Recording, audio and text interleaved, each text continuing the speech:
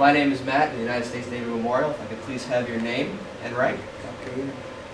James Edward Simmons, better known as Jim Simmons, and I spent 23 years in the Navy and retired as a senior chief petty officer. Great. And sir, if you could just start us off from the very beginning, when you first got involved in the Navy, and bring us through. Well, I heard the previous interviewee that said that his way of getting off the farm. Well, I grew up during the Depression on a rural farm, so it was not. I decided to join the Navy. I had no idea what the Navy was like. I decided that was the way to get out of town, and I did. I joined the Navy and ended up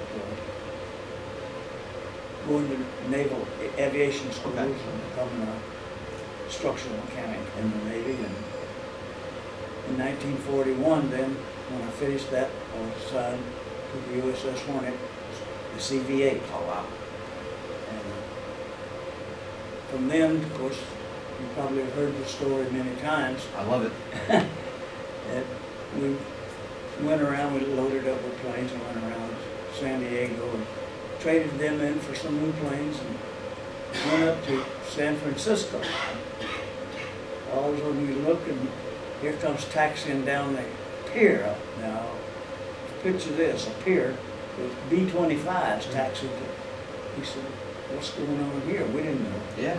And they started loading them aboard. So we thought, well, we're going to deliver them to Hawaii or someplace. Because we knew we were going out into the Pacific. Yeah. And we got them all aboard, and all these Army pilots and ground crew people came aboard, and we left San Francisco. And went underneath the Golden Gate, of course, and out by what we call the Farallones. And they did one of these. Now hear this over the PA system. Yeah. And they told us we were going. And all I can remember was a big cheer going up. We were going to punish those Japanese. Going to get them, yeah. We were all young. We didn't realize what a dangerous position we were in. Yeah. Anyway, we sailed out then towards Japan, and I think the story is common knowledge that we were just more or less discovered before we got the closest we needed to be, but we launched the B-25s. Their history is well known. When we came back to Honolulu, of course it was in April, late April, and that was not long after December the 7th of 41, and the place was still a mess. Really? 2 or 3 inches of oil floating on the water, and it was a horrible sight. Yeah. So we stayed there. Then we left Pearl Harbor, and we headed for the South Pacific, hoping to get in on what they call the Battle of the Coral Sea. And we didn't make that. It was over before we got there. Okay. So we came back then to Hawaii, and this was 1st of June. And we left immediately for Midway. And that's where we really got into the action. And I don't know, I was mostly just fixing bullet holes in airplanes is all I was doing at the time, and all my pilots and everybody and the crew members were going out on these flights. And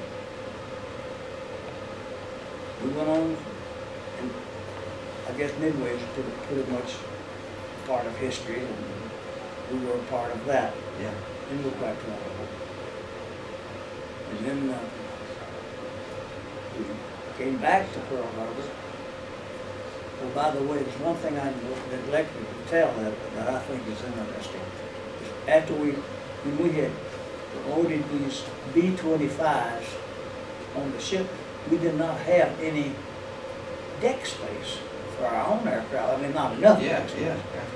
So we had taken a lot of our planes took the wings off of them and slung them in the overhead of the hangar deck. Oh, really? So as soon as those Doolittle was gone, we dropped those planes and started working on them. 36 hours straight we worked putting those wings back on. Wow. And then we went back to Pearl Harbor. And after the Battle of Midway, we went back to Pearl Harbor again. And then we went back to the South Pacific, Guadalcanal area. Yeah. And we did a lot of support there for quite a while. And, a lot of the island raids and assaults on the islands we participated in. And then of course came the Battle of Santa Cruz. Yeah. And that was one terrible sight to see, and all those airplanes coming at us. Now, where were you? I was on the flight. You were on the flight deck. I was on So the flight you deck. got a full picture of the whole. Well, You saw that. when I wasn't hiding my face, I guess. But yes, I was, my assigned station was a fire station, what we call a foam generator Okay. fire station, just forward of the island. And so I saw all those torpedo planes coming in and Right. heard the torpedoes hit, and then I saw the different kamikazes that hit. And then I saw there was a dive bomber came straight down, and I was looking up at him, and he came right straight and right into our signal bridge, and then into the flight, through the flight deck. Yeah. And I don't know what I was thinking. I was too young to be scared, I guess. I don't know if I was scared or not. Yeah. And we, of course, the ship was sunk, and we were on a destroyer, and then we were transferred over to a cruiser, aircraft cruiser called the Juno. Okay. Well, the Sullivans. Sullivan Brothers, yes. And they took us into Noumea, New Caledonia. Now, real quick, how did you get off the Hornet? What was your? Well, being in the air group, the ship was out of commission, couldn't be Right. used for aviation. They brought a destroyer along what we call the port quarter. That's the lower, the left rear of the ship, and threw a cargo net over, and we climbed down the cargo net. Okay. And then we got another attack, and they cut it loose and went full speed astern, and I was back on the fantail.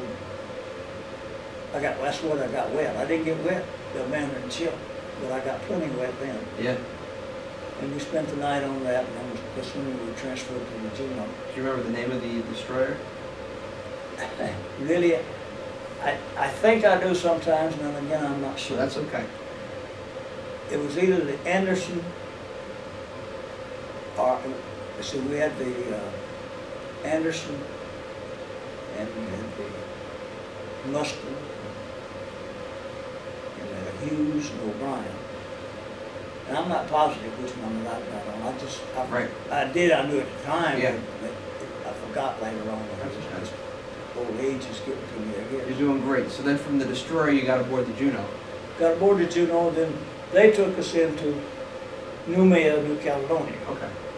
And they dropped us off, and they hauled us up to out of the town of Noumea up on what we call the Dumbia River up there.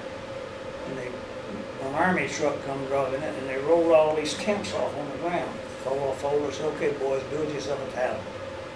You've never seen a company street put up by a bunch of sailors, have you? It wasn't a pretty sight. No. But we stayed there for, I really don't remember how many days, but it was 2 or 3 weeks, I guess. Then we came back. Some of the people were transferred to other ships. I was lucky enough to come